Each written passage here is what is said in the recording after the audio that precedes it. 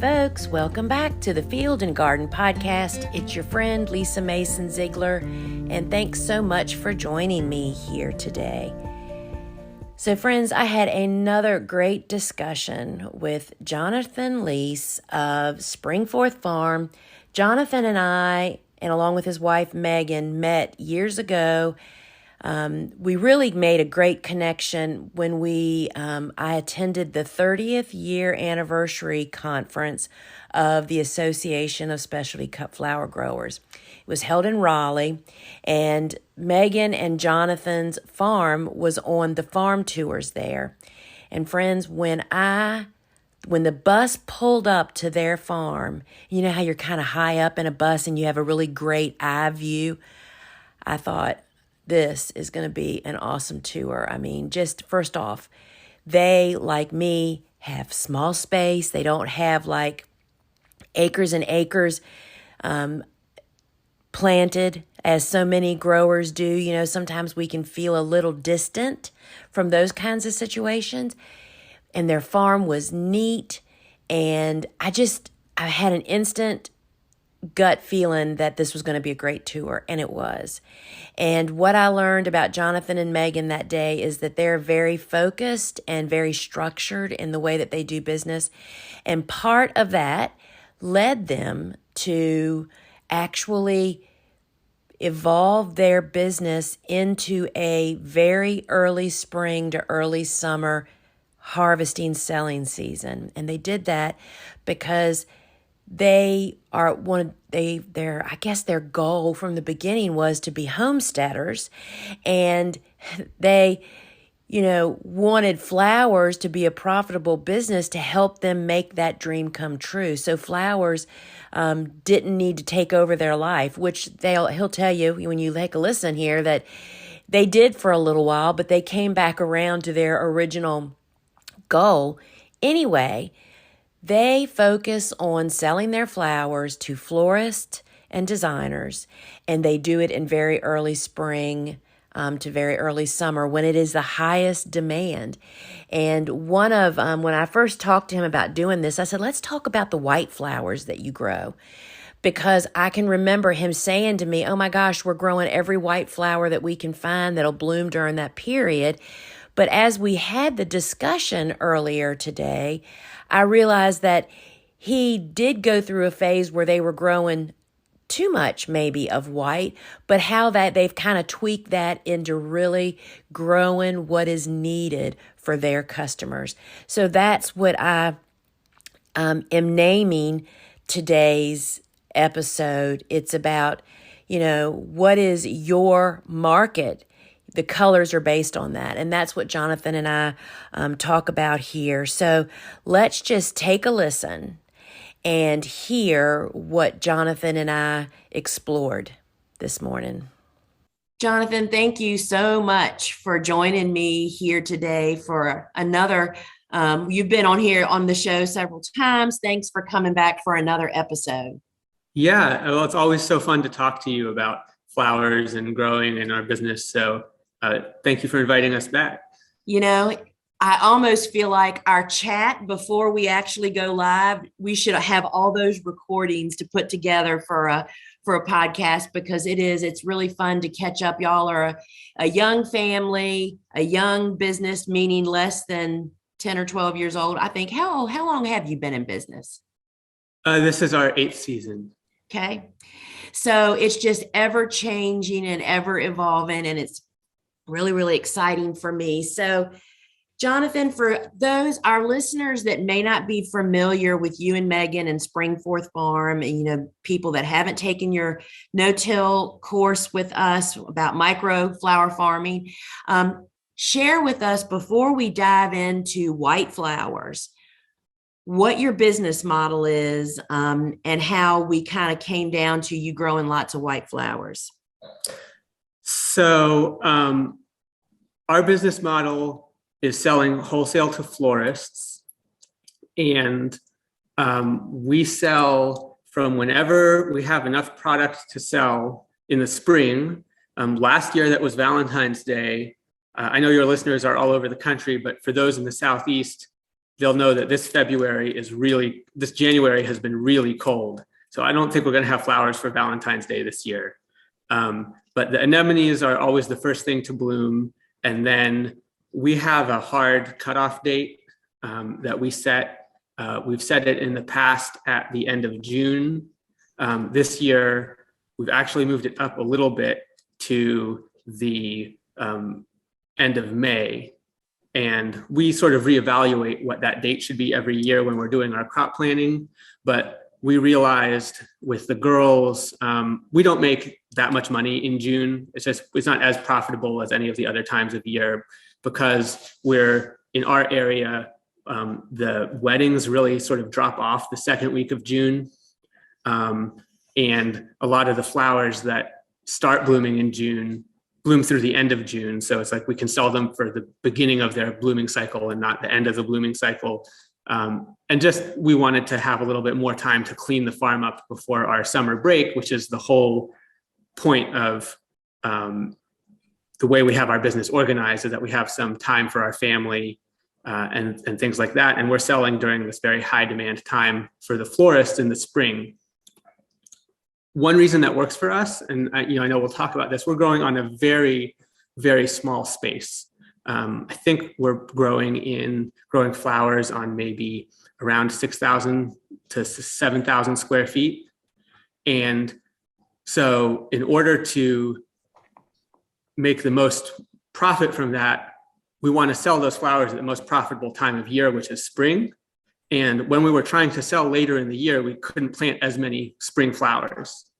So we just plant all of it into cool flowers, and we sell them all in the spring, and then we get a break, and that's making the most amount of profit from our land to do it that way, rather than growing some lower value crops that would be blooming in the summer when there's not as much demand in our area. So, we skipped kind of right over, I mentioned your young family, but we have two little girls that are a part of this operation, Julianne and Willa. And so they're kind of the driving force behind this model that you guys have evolved from, because I know it didn't used to be this way for you guys, but you wanted to have family time, family vacation. You guys grow a lot of vegetables, put up a lot of food, and you knew you couldn't do it all, or at least do it all well and survive, right? No, you really can't. So we have our, we really talk about this in the no-till microscale flower farm, but we really believe that you should start by setting goals. So our goal was to have a homestead and then a flower business that supported that.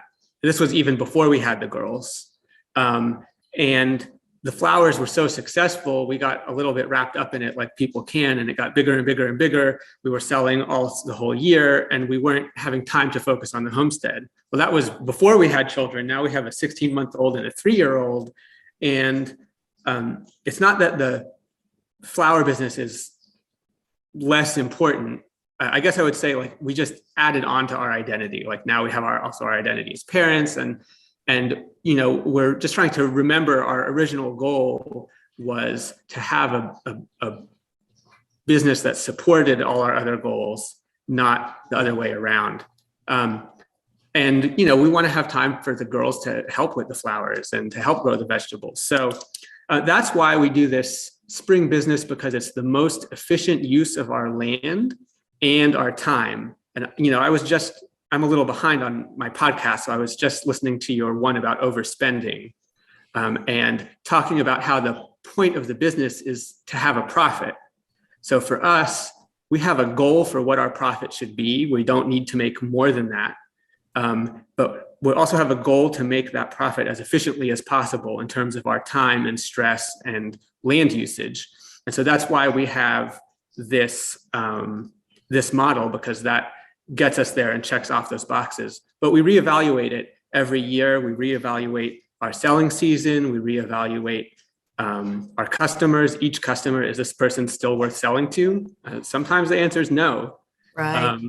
And I heard at one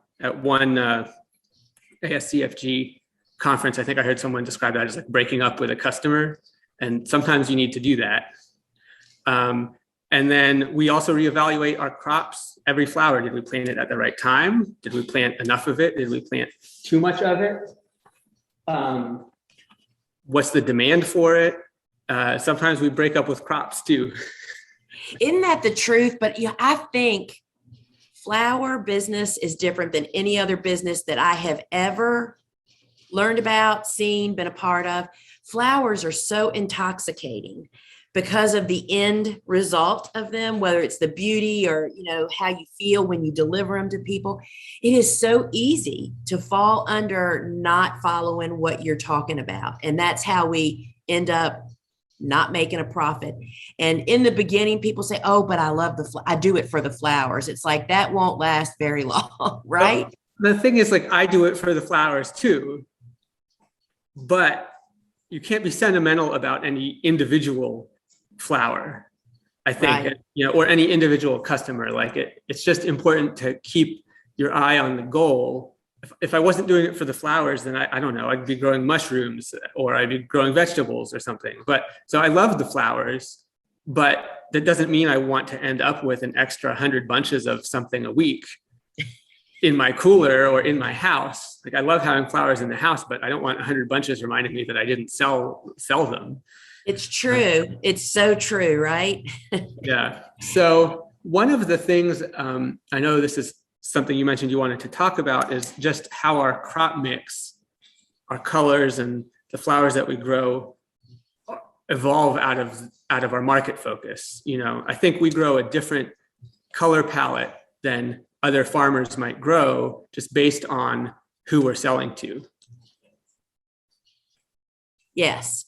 And so tell us how, I know that several years ago, I can remember us having a discussion and you were sharing with me that you were growing every white flower, cool flower that would fit into that bloom time that you have developed. And it really opened my eyes. I thought, I never really thought about it like that way. I'm so guilty of falling into the forest and not seeing the trees. So share with us kind of how I think that helped me, because I thought, I'm kind of selling to the same people he is, tons of florists. He's right. White is significant and always in demand. So kind of tell us how that all evolved. Well, in short, just I think for anybody, the main takeaway is the colors and flowers that are in demand are going to depend on who your customers are and what time of year it is. So for new flower farmers, I think that's one of the hardest things to learn, because we want to grow every pretty flower. But for example, like the red rudbeckias that bloom, they're so pretty, but they just want to bloom in the wrong time of year. Yep. And I think the same thing with, like, there are lots of beautiful red sunflowers, but maybe you don't want to plant them at the beginning of the sunflower season.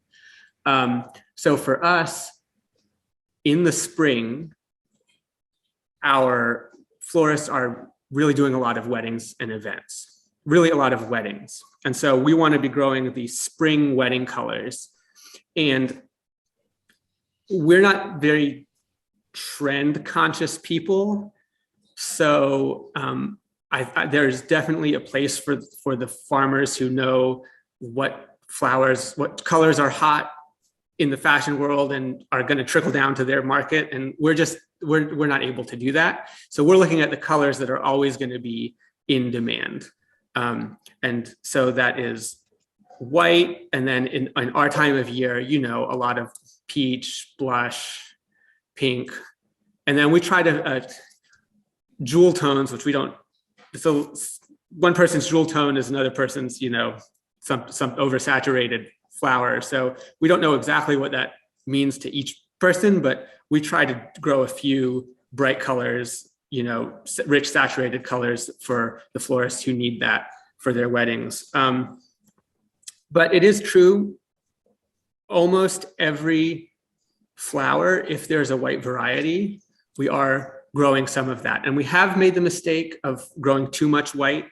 I think we had one year when we had like 2 or 3 white Snapdragons and a couple different white Ranunculus blooming at the same time as each other. And that was too much. That was a little bit of a hard lesson to learn. So now we just try to space it out and make sure we have the right amount of everything that's white, but pretty much everything we grow, if there's white, we grow that, and then some other colors. So as your farm, I've watched your farm grow from that initial greenhouse that you guys got. You went from a field grower to adding that one automated house after much consideration. And I know now you've added more tunnels, unheated hoop houses. So I want us just to talk a little bit about what were the white flowers that you grew. Let's start back when you were mostly field growing, what you grew and any lessons that you learned that can be helpful to folks.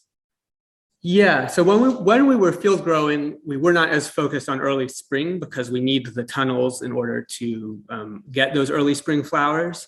So the tunnels were actually what made this model possible. So we weren't as focused on white flowers when we were field growing. We were growing more in the summer. But some of the white flowers that we did grow at that time were peonies.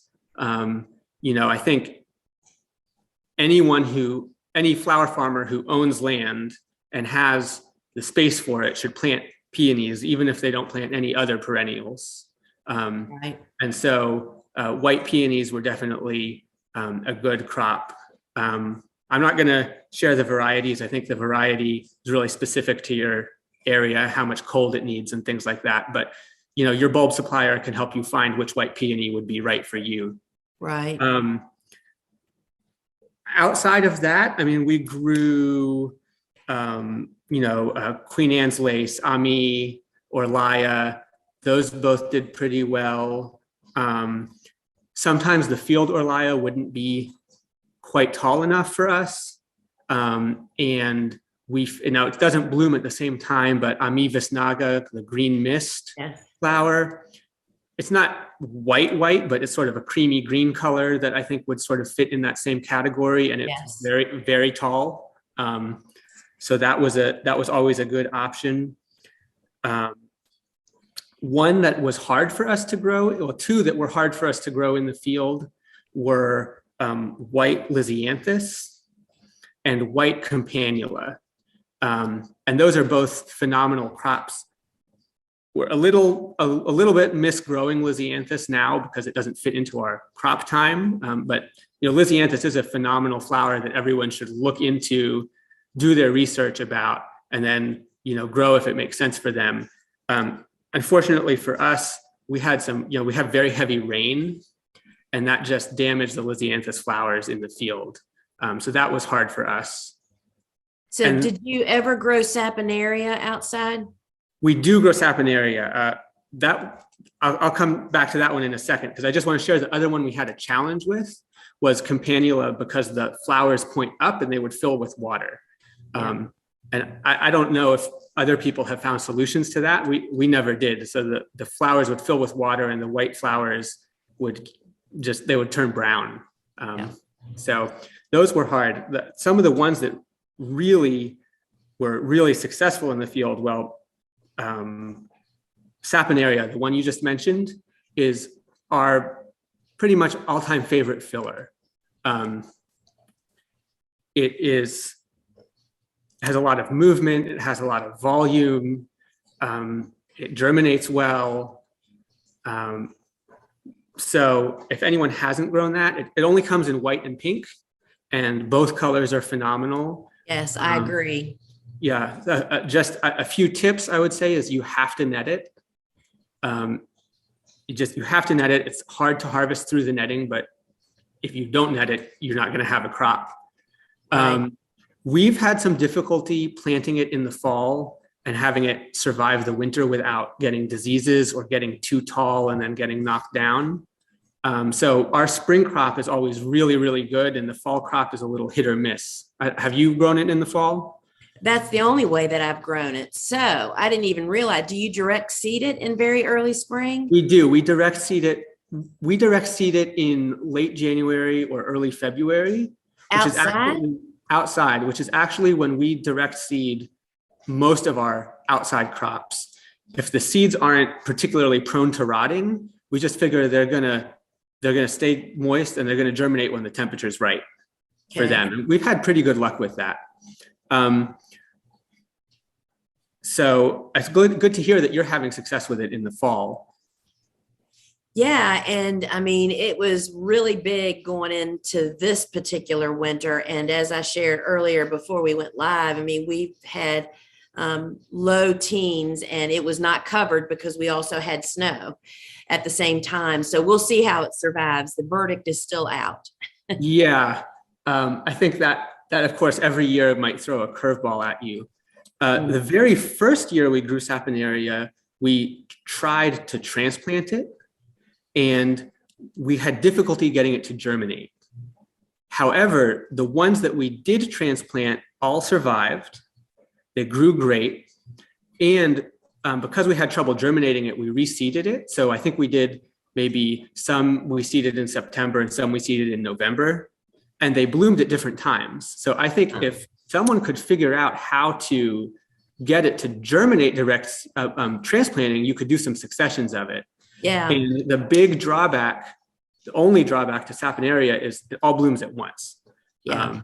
So having successions would be a dream. Really, exactly. I will say, if you pick it when only a few flowers are open on the stem, it does store very well. Yes. So if you could store it in the cooler for a little while and sort of spread your crop out that way. But I think we pick our entire crop in about 3 days. Huh. Yeah, no, I think I was able to spread mine out a little bit, but you're right. Cutting it, I just really love that whole part of this business of learning the very earliest you can pick a crop so that you can stretch out these flash crops, sit on a little bit of it. So at least to have it for 2 or 3 weeks to add to bouquets but that's the art. That's the science of all of this, and the art of skill. And another thing that would be different year to year, like maybe when we picked it all in 3 days, it was a warm spell, and if it had stayed cool and cloudy, it would have been spread out. Okay, so that's good. Those are the other crop I would say we didn't have success with in the field, but I would go back and do it again now, is white Dianthus. And the reason that we didn't have a lot of success with it is we were growing the sweet series, which at the time was the only solid color white that I could find. Right. And unfortunately, the sweet white is just inherently short. Yes, I'm so glad to hear you say that. I thought it was me. Yeah, no, it's just always that way. But since then, there's a new series called Bodestolz that also has a straight white.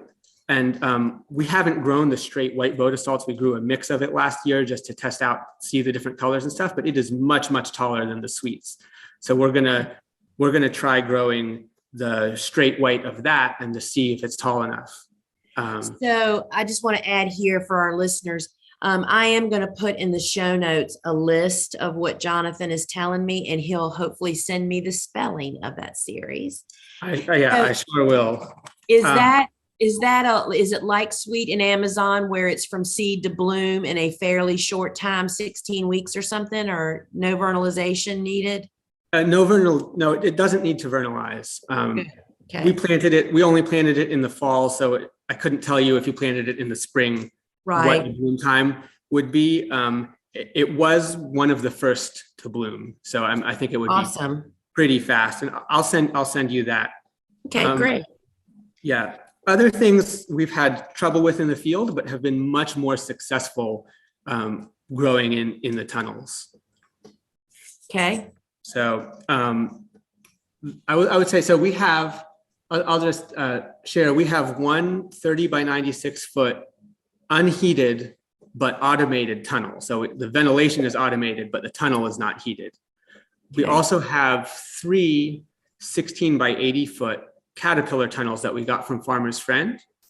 And one just tip that I would say to all of the listeners is we were able to use an NRCS grant to pay for all 3 of those tunnels, even though the area that we built out is more than the grant covers, because the tunnels are so cheap and the grant pays you based on the cost share pays you based on a square footage. We could build out more area and still have it completely covered by the grant. So that particular tunnel may or may not be covered in every state. You need to talk to your NRCS agent about that. But anyone that owns land and is interested in building out some tunnels, that's a great place to start just because they're so affordable. The big tunnel, however, is really, really nice and offers other advantages. It just costs more. The best thing for us about growing in tunnels was being able to grow anemones and ranunculus.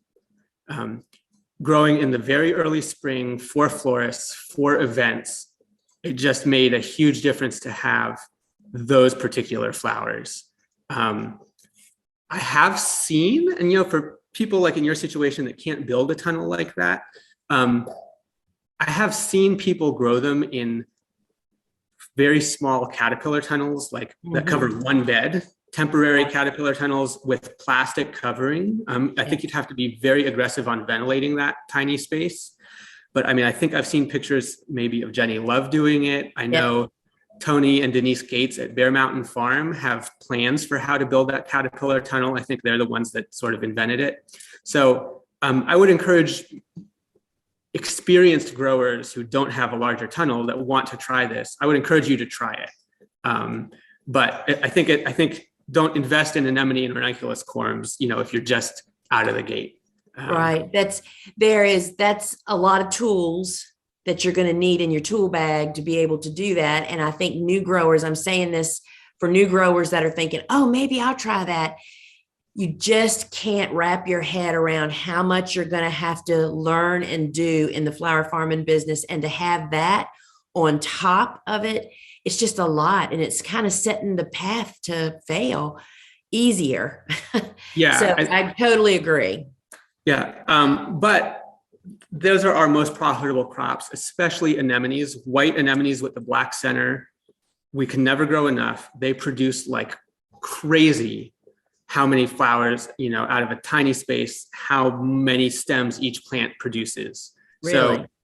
So white anemones are by far the most profitable crop that we grow. Our only limit is, we can't only grow those or we wouldn't be able to sell them all. But that would be the path to riches. Stock and Godesia both are just killer in the tunnel for us, much more so than in the field. Some crops are really sensitive to daylight. It seems to us like Godesia is one of those crops that really responds to the day length in terms of when it blooms. So growing it in the tunnel just lets it get that much taller before it gets to the day length. So we're able to get 24 to 30 inch stems of Godesia in the tunnel, and we were never able to do that in the field. And everything else, Larkspur is also a lot better for us in the tunnel. In the field, I don't know if you experienced this, but we have clay soil and it would get a lot of crown rot. Yeah. And so we just have a lot less of that in the tunnel, I think, because the soil's drier. The soil dries out faster. And then, of course, we don't have the issue with the Companiola bells filling up with water. So what about your snaps? So you grow pretty much exclusively in tunnels? We grow yes. And the reason is just they're so much taller. We were able to get the height we wanted on snaps with certain varieties in the field, really like the group 4 varieties, but not with all of them. And in the tunnel, we can get just from our first snaps to our last snaps, they're all 4 feet tall. And so that's really what we're looking for. So I will say with Snapdragons, for anyone who doesn't grow them, we only plant them in the fall, and we extend our Snapdragon season by planting different varieties. So if you look in the seed catalog, it will say like group 1, 2, group 3, 4, whatever. So, but we especially love the Chantilly Whites. Sorry, everyone who heard that. We have a few dogs around. One of them is just huffing and puffing over here. The Chantilly Whites, the Madam Butterfly Ivory. Yes. Yeah, those are both really wonderful. And by the time the Madam Butterfly is done blooming, then there's not quite as much demand for white flowers. So we don't plant any whites in the later series of Snapdragons. Yeah. And also a stock, I would say. Sorry to interrupt. That's all right. White stock is available in high double. The high doubles are only really in white and yellow. So we love growing other color stocks, but we have a bunch of singles. Well, the Cheerful, Noble, and there's several other high double series of stock that everyone who grows stock should plant, and you should plant a variety of the high double white series because they bloom at different times. So we just plant all our stock at the same time, but by planting different series, we extend our harvest window. So you're saying, like, for instance, Katz high white double blooms at a different time than just the white. Katz high white double blooms at a different time than Cheerful, which is all high double. Right. At a different time than Cheerful Midseason, which is all high double. Blooms at a different time than Noble, which is all high double. And so awesome. By some of those might overlap. So we don't grow all of those, but just if you grow more than one kind, you can spread your harvest out. Right, because stock, for anyone that hasn't grown it before, stock is one and done. I mean, they're like single stem sunflowers, basically, right? Well, Jonathan, this has really been, I think, an eye opener. I'm really excited about the Dianthus that you mentioned, that I'm going to try that. And I also think that it gives hope to people that perhaps are kind of in the beginning journey of their flower farming, and they don't have any structures yet because they're trying to learn how to flower farm before they take that plunge, which is highly recommended by Absolutely. both of us, I believe. Absolutely. And just, you don't know where your business will take you, and you don't have to have structures. Right. We wanted structures because it allowed us to get into this early spring, which is that was our goal. But if you're not trying to have flowers in March, then you don't need the tunnels, and you'll just have that much less overhead, and you'll just have a different and hopefully wonderful business. I think there are as many different business models as there are people. Absolutely. Right? I mean, it's like, yes, we could have a whole conversation about that.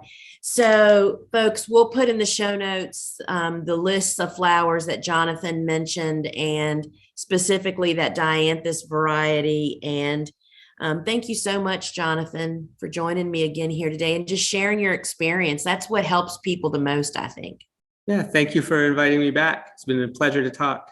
So I hope that there's several things that maybe you might take away from this discussion. First off is that they're only growing in 6,000 to 7,000 square feet. That is a small space, and they are producing a lot. And how having a goal and not falling victim to the intoxication of growing every flower on the planet has benefits. And their benefit is that they close down their operation pretty much for harvesting and selling as the summer comes on, so that they can address other wants and needs of their family. And so if you want to learn more about Jonathan and Megan and the way that they farm and how their whole system works, they have done an amazing on-demand course with us, and it's called the no-till micro-scale flower farm. I think it's a little more than 4 hours, broken up into a bunch of sessions, and it's just got a lot of really great information, including a session on, I forget what the exact name is, but it's basically how to stay married after dealing with infuriating farm tools such as tarps and row covers, from folding them up, putting them away, how to store them. Anyway, it's just got a lot of great information. So Jonathan and Megan and their little family is a up-and-coming business model that I think more of us can just learn from. And I am putting down in the show notes the list of the white flowers that we talked about, or the flowers that they also come in other colors. And friends, if you want to learn more about the Gardener's Workshop or their course, which I will put a link to both below, you'll find us over at thegardenersworkshop.com. We are an online learning center, which includes lots of free resources and a lot of paid online courses if you want more focused, organized information. And of course, our online garden store. All right, friends, until we meet again, ciao.